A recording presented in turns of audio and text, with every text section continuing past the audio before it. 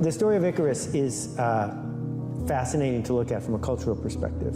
It's been around for thousands of years. We all know it. Daedalus and Icarus go to a desert island. Daedalus, the dad, makes wings out of feathers, gives them to his son, puts them on with wax, says to his son, obey your father, we're flying out of here. Don't fly too high, because if you fly too high, the wax will melt and you'll die. And we all know what happened. Icarus got uppity, he had hubris, he disobeyed his father, and he died. Except that's not what the myth said in 1700 or 1500 or 1200. They changed it. It used to say, but more important, don't fly too low. Because if you fly too low, the water and the mist will weigh down your wings and you will surely perish. They took that part out. They took it out because the people in power, the industrialists, want us to fly lower. Because it's easier to ignore us, it's easier to keep us in line, it's easier to get a factory job that way. People who have the hubris to dream of something bigger change the status quo. And the people who are in charge aren't in favor of that. And I'm not a conspiracy theorist at all, but I do know where public school came from. And public school was invented by factory owners who didn't have enough compliant factory workers. And it worked great. For 100 years, we had this wonderful system. Do what you're told, go to the placement office, you'll get a job for 50 years, you'll like the job, but you'll be able to go home and watch TV, buy enough stuff, you'll need a storage unit, and then you'll die. And the deal was straightforward and kept on both sides. And during our lifetime, in the last 20 years, the deal's off. And the mistake, the problem, is that people are still seduced into thinking that what they're supposed to do is fit in more. And social media has made it worse because there's this whole pack mentality of how do I fit in more, with small bursts of here's one quick tip for a flat stomach and 3 different ways to get rich, and you can learn to flip houses today and be a millionaire tomorrow, none of which work, right? But the combination of those two mean that people are starting to feel broken and bitter because the promise isn't being kept. So you have a choice, and the choice is one of 3 things. Either you're the replaceable cog in the pyramid who's going to get paid as little as possible, or you're the founder, the owner, the person who runs the thing. But for most of us, the best choice is to be the linchpin, the one we can't live without, the person who figures out what to do next. And I'm betting that of the 1,400 people who worked for you, you had 50 linchpins. Mandatory education makes no sense. Nobody ever learned anything against their will. Sooner or later, it becomes voluntary. You need enrollment. Not enrollment from the legal sense of you're not truant, but enrollment in the sense that you are leaning into it and want to learn it. So if we want to teach someone to be a baseball fan, here's what we don't do. We don't say, here's the baseball textbook, there'll be a test tomorrow. And if you do well, you can take another test. And if you do 10 tests in a row really well, we'll take you to a game. That's not what happens. But yet, kids memorize all these statistics and they know all this stuff because they wanted to know it. So we must begin by gaining enrollment. And there are a couple ways to do it. One way is to promise a quick win, right? Just read these 6 paragraphs and you will lose 30 pounds. And it's easy to get the masses to pay $1 for that, but it doesn't work.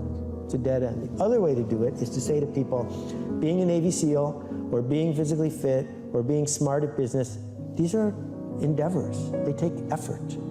If you're ready to pay the price to get the benefit, there are people who will teach you. So it's the opposite of the question, will this be on the test?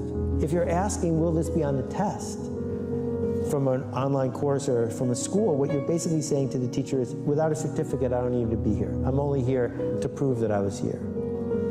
And in this post-educational institution world that we're entering, certificates are worth less and less.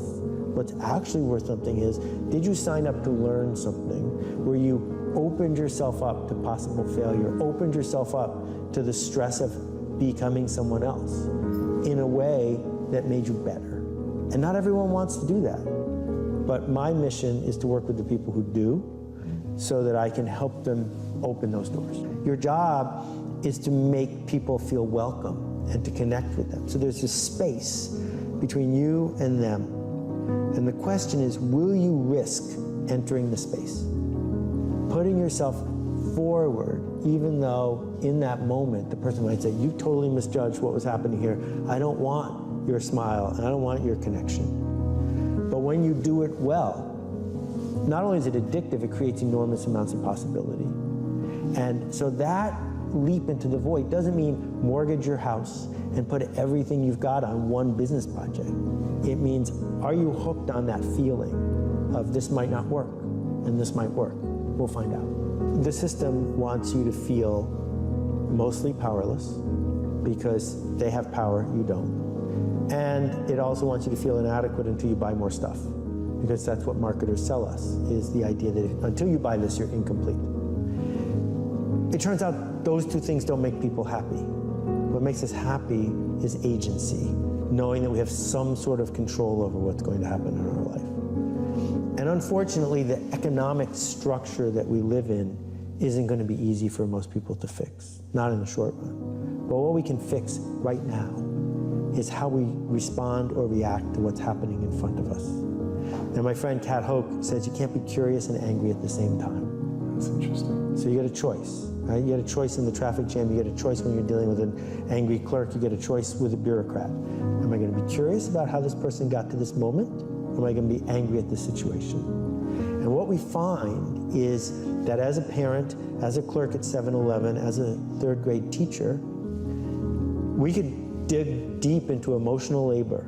Not the physical labor of digging a latrine, but the emotional labor of sitting when we feel like running, of whispering when we feel like yelling. We could dig deep and say, in this moment, I'm going to choose to be the best version of myself and seek possibility. And it turns out that that's a life, that you can build an entire life merely doing that. And then what happens, more often than not, is the world responds by inviting you to play on a bigger stage. So this is not about hustling. I'm not a fan of hustling. I'm a fan of a generous hustle. And the generous hustle says, how can I do things in the world to leave a better trail and to help other people? Not, how do I do things so I get my fair share?